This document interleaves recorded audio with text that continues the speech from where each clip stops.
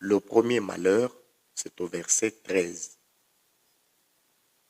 Si vous êtes au verset 13, Jésus s'adresse aux scribes et aux pharisiens hypocrites en prononçant 7 fois malheur sur leurs différentes manières d'agir et en dénonçant le divers traits de leur iniquité. Vous voyez, le premier malheur. Le premier malheur est attiré sur eux par le fait qu'ils fermaient le royaume des cieux.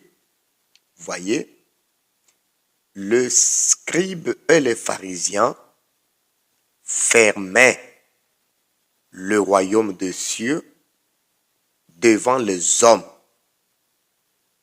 C'est-à-dire, il y avait les hommes qui voudraient entrer aussi dans le royaume, mais et leur fermaient la porte. Non seulement ils n'y entraient pas eux-mêmes, mais ils ne permettaient pas aux autres d'y entrer.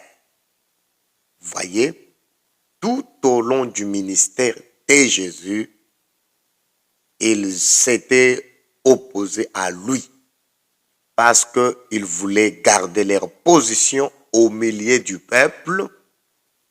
Vous voyez, dans l'ancien système, ils n'ont pas voulu quitter leur ancien système. Ils ont voulu garder toujours leur position.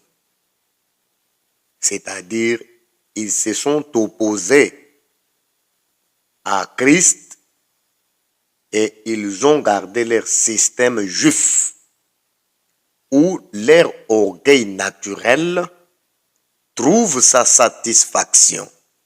Voyez, tandis que pour entrer dans le royaume, il faut reconnaître l'autorité de Christ et devenir comme les petits enfants.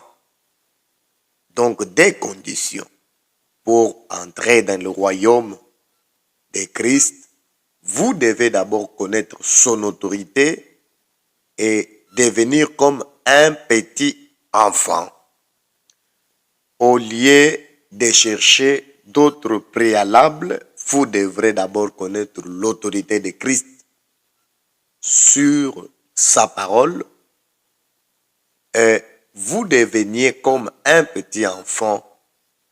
C'est suite à cela, vous deveniez convenable et acceptable pour accéder aussi dans le royaume. Voyez, si vous êtes dans le verset 16 au verset 22, toujours de Matthieu 23, et si la Bible va vous dire ceci, Jésus leur reproche d'avoir établi certaines manières. Donc les scribes et les pharisiens qui étaient assis dans la chair de Moïse, c'est-à-dire ils étaient semblables à Moïse. Et ils établissaient certaines manières de juger qui avaient plus de valeur en un cas dans un autre. Voyez, ils faisaient méconnaître ce qui avait de la valeur, ce qui avait de la valeur réelle aux yeux de Dieu. Voyez, c'est par conséquent détourner de lui pour fixer la pensée sur la manière, ce qui a lieu toute forme de religion. Vous voyez, il a tiré par là sur un troisième malheur. J'ai commencé par le deuxième malheur, celui que le pharisien et le scribe fermaient la portes du royaume à ceux qui veulent y entrer. Maintenant, dès que nous arrivons au troisième malheur,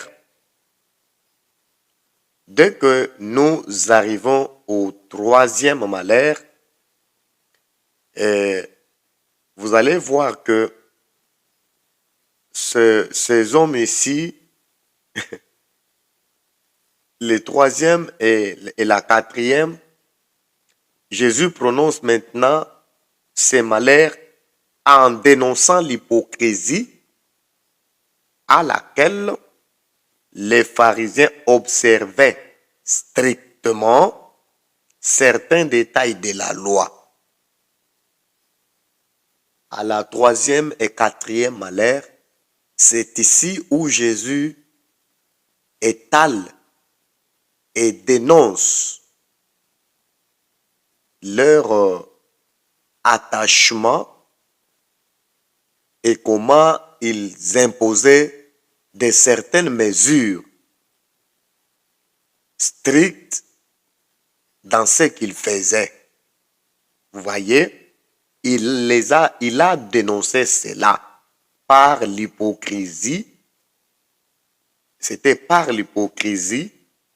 Le pharisien observait strictement tous ces détails de la loi. Il payait la dîme de la menthe, la dîme de la nette et la dîme du cumim. Donc, chose grande, importante, mais qui les faisait passer aux yeux des hommes pour des fidèles observateurs de la loi. Vous voyez, en revanche, ils négligeaient ce qui était le plus important,